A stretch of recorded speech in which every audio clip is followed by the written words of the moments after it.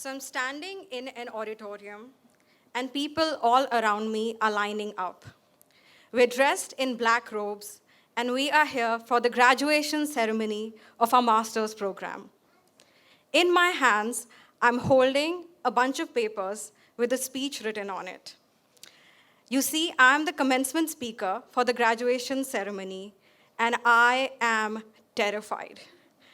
I am not the kind of person that typically likes to get into the spotlight, usually.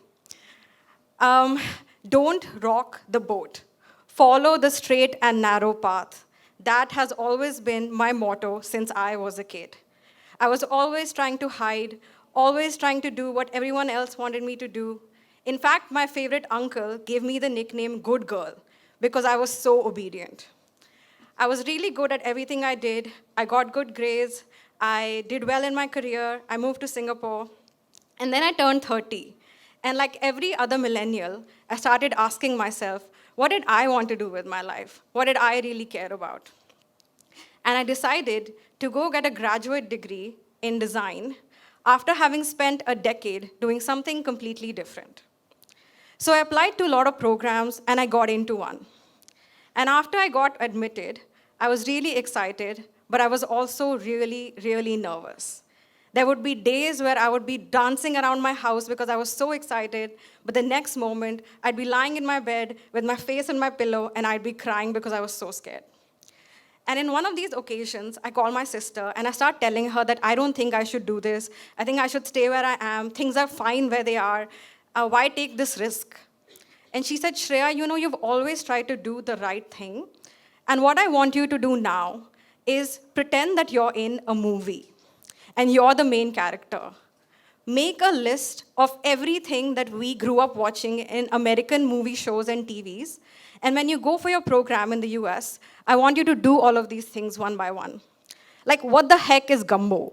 And what is biscuits and gravy? And why are people so hyped about Girl Scout cookies? I want you to go try all of these things one by one and then tell me about them. And so when I put down the phone, I think it's a weird idea, but I actually start making this list of all the things that I can think of that are quintessentially American. And a few months later, the first weekend, I arrive in the US, I go for an American barbecue. And I tried chili for the first time.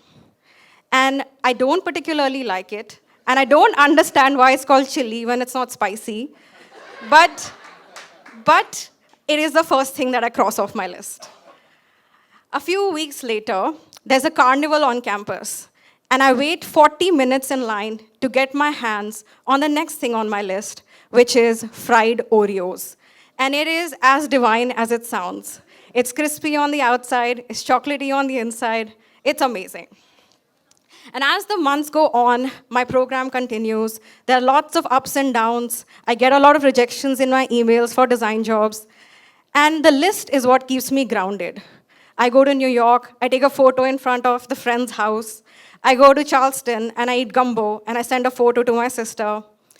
And as my program starts coming to a close, there's still one thing that's left on my list, and that is Lunchables.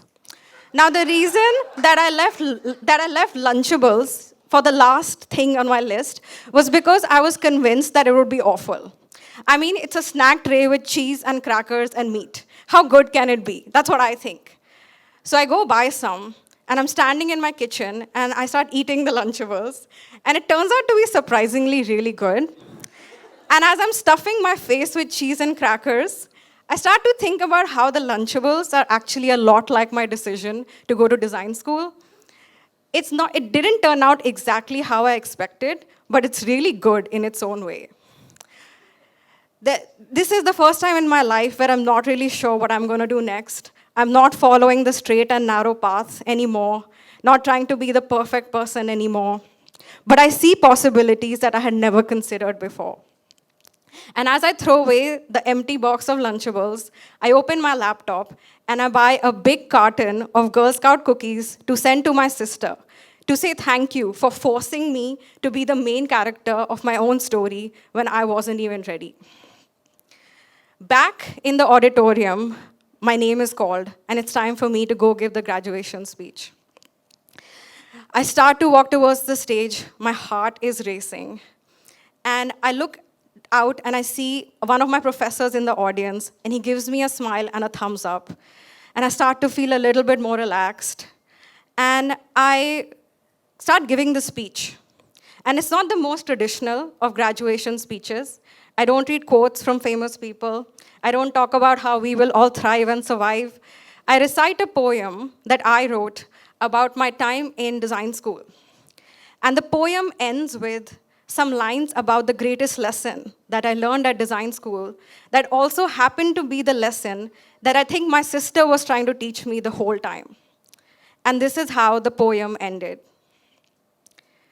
If you take a wrong turn, do not believe the hype. You can always start over. Everything is a prototype. Thank you.